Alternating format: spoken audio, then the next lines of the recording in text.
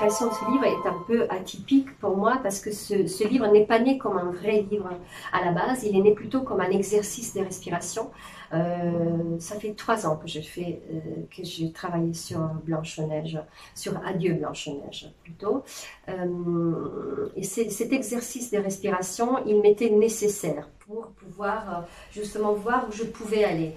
Il y a une personne qui m'a dit un jour, n'aie pas peur de peindre. En fait, en réalité, tu fais de la peinture déjà avec tes dessins, plonge là-dedans. Et cette phrase-là m'a ouvert un monde, une espèce de... Ça m'a donné des ailes, ça m'a donné une respiration que je n'avais pas trouvée. Et je suis partie de cette matière-là, de cette intention-là. Peindre pour me faire du bien. Et c'est là que Blanche-Neige est arrivée. Mais c'est là aussi qu'à un moment, à partir d'un certain moment, pas au début, mais vers la moitié du projet, la narration m'a rattrapée.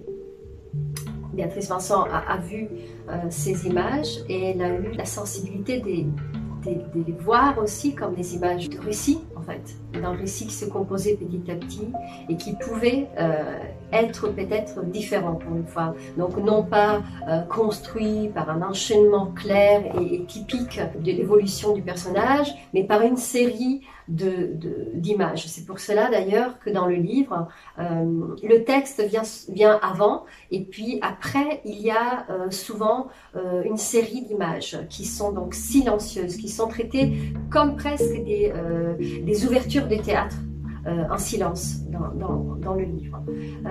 Donc voilà, la narration est venue après et j'ai essayé de composer avec tout ça, toutes ces envies et cette envie ce besoin en fait de me renouveler.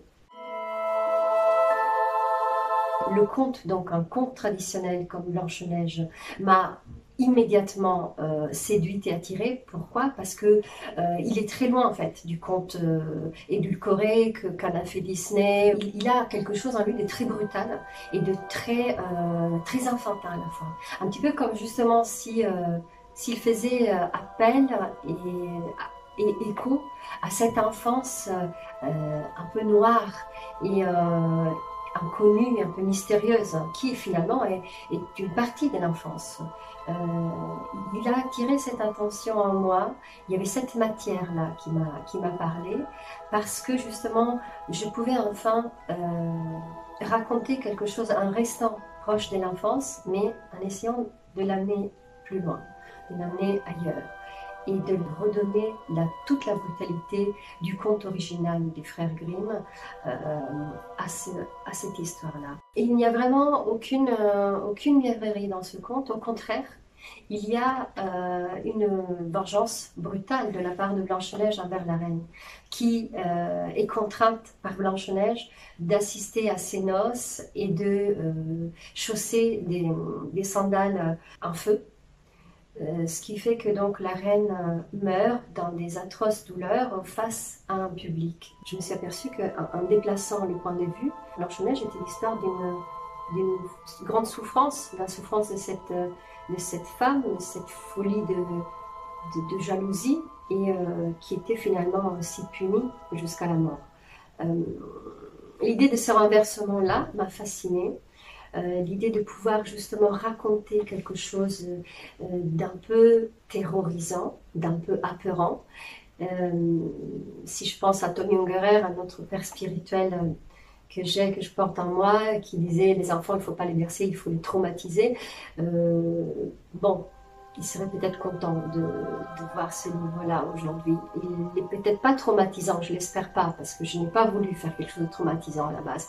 J'ai juste voulu essayer d'aller toucher cette noirceur-là, cette obscurité qui est dans l'enfance, et je voulais essayer de la transporter voilà, dans un monde qui serait pour enfants, mais qui serait aussi peut-être pour les adultes. Alors c'est vrai que c'est un livre un peu utopique. Je pense que c'est un livre assez ambitieux, raconter le brutal, raconter l'animal, raconter le dur et le faire passer comme un message de compréhension envers la folie. Avec Adieu Blanche-Neige, j'ai pris aussi l'occasion de faire un rappel, un écho avec plein de... euh, avec tout l'héritage que j'ai depuis mon enfance, qui est lié à l'art populaire, notamment l'art populaire sicilienne. Je suis donc d'origine sicilienne et ce sont c'est un esthétisme qui m'a accompagnée depuis l'enfance. Il faut dire que en faisant des recherches sur Blanche-Neige, je suis tombée bon, évidemment dans toute l'imagerie disneyenne et édulcorée, mais aussi sur des gravures allemandes d'un certain Lothar Wenz qui m'ont énormément parlé. Et bien sûr, il y a aussi des influences comme Bosch ou toute la peinture un peu surréaliste, mais il y a surtout l'art brut et l'art populaire. Voilà. J'ai tendance à dire que ce livre n'est pas un livre illustré, mais que c'est un peu de l'illustration peinte ou de la peinture illustrée. Donc il y a forcément là-dedans toute l'imagerie populaire et naïve qui m'accompagne depuis toujours, donc celle de l'Italie du Sud, mais aussi une certaine imagerie des pays du Nord, comme l'imagerie suédoise, par exemple, l'art populaire suédoise, je pense à Josabeth Sjöberg. Et tout cela, en fait, m'a porté à construire une espèce de petit monde qui a des parties donc très maladroites et d'autres plus savantes, je dirais. C'est un mélange qui peut paraître parfois baroque et qui l'est sans doute, mais qui veut justement toucher à ce baroque pauvre et un peu inquiétant aussi, typique par exemple des ex-voto de l'imagerie populaire, comme je disais tout à l'heure. Ce livre-là, pour moi, il marque un passage, une sorte de frontière entre quelque chose qui devait un peu évoluer. Alors, je ne sais pas si je vais pouvoir revenir en arrière, je l'espère, parce que j'aime aussi beaucoup, comme j'aime les pas de côté, j'aime aussi les allées et le retour.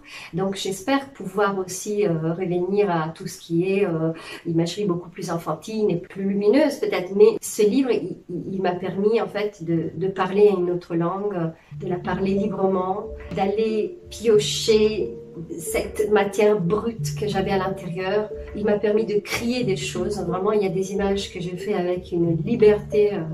C'est vraiment dans l'intime que j'ai pris plusieurs choses. Et c'est pour ça que j'en suis très, très émue de ce livre-là. J'en suis tremblante parce qu'il m'habite en fait. Il m'habite et il m'appartient totalement. Il y a d'ailleurs une phrase de Rilke, de l'écrivain autrichien, qui m'a sauté aux yeux quand je l'ai lu, qui dit que le beau n'est que le premier degré du terrible. Et ce terrible-là, voilà, je pense que je l'avais exprimé par des voix sous-jacentes. On pouvait le lire, mais c'est là que je suis allée à fond. Je suis rentrée, j'ai mis vraiment les mains dans la pâte et j'ai malaxé tout ça parce que j'avais besoin de le faire. Artistiquement, créativement et même narrativement. J'avais besoin de retravailler sur un autre point de vue inconnu par rapport à quelque chose de plutôt très connu comme une histoire classique. Et en dernier, j'aimerais dire que j'espère que ce livre soit vu comme un livre pour enfants, malgré son côté noir. Parce que je pense qu'il y a toujours un certain délice dans la peur, que l'enfant doit l'expérimenter. Je crois vraiment au pouvoir de la littérature par rapport à la formation, à la création d'un soi intérieur. Et j'aimerais beaucoup que ce livre soit vu comme un livre particulier, pas apeurant, qui soit abordé avec, bien sûr, peut-être un accompagnement sur certaines images ou certaines parties du texte, mais qui soit vraiment vu comme un livre un peu audacieux et comme une expérience, en fait. Une expérience véritable du délice, de la peur et du mystérieux.